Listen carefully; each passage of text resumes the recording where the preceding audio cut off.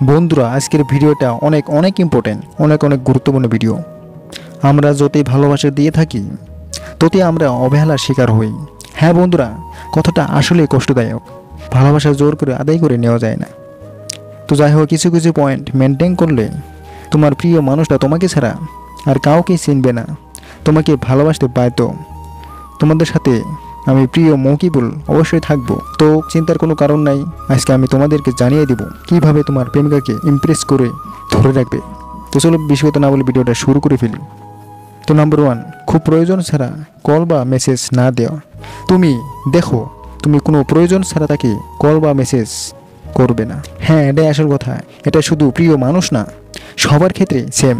প্রয়োজনের বাইরে তাকে ফেলে দিলে তোমার উপর তার মূল্য কমে যাবে। সে কখনোই তোমাকে মূল্য দেবে না। তোমার প্রিয় মানুষটাকে যদি তোমার সব কিছু খুব সহজেই দিয়ে দাও, তাহলে সে তোমাকে কেন শুধু শুধু কষ্ট করে SMS দেবে? তুমি তো SMS অলওয়েজ তাকে দিতেই থাকো।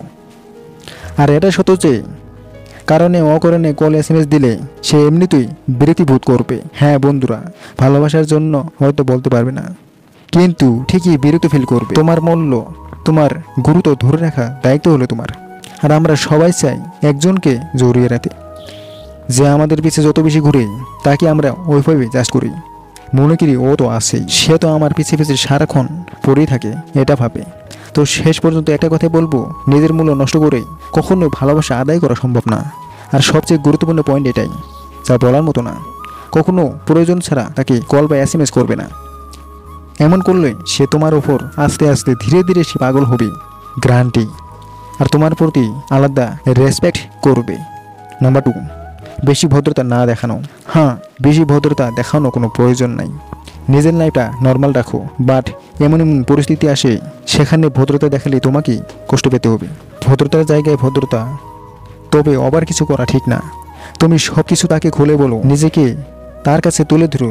লজ্জা পেলে একেবারে চলবে না। রোমান্টিক কথা বলতে শিখতে হবে। রোমান্টিক কথা বলতে হবে, তার সাথে ইমপ্রেস করার কথা বলতে হবে। সে এমনিতেই আপনার প্রতি ইমপ্রেস হয়ে যাবে। তো তো আমার চ্যানেলে এরকম অনেক অনেক ভিডিও আছে, তো তুমি চাইলে চ্যানেলে ঢুকে ভিডিওটা দেখে নিতে পারো। Thanks for watching. তো অনেক অনেক ভালো থেকো, প্রচুর ভালোবাসা রইল, বাই।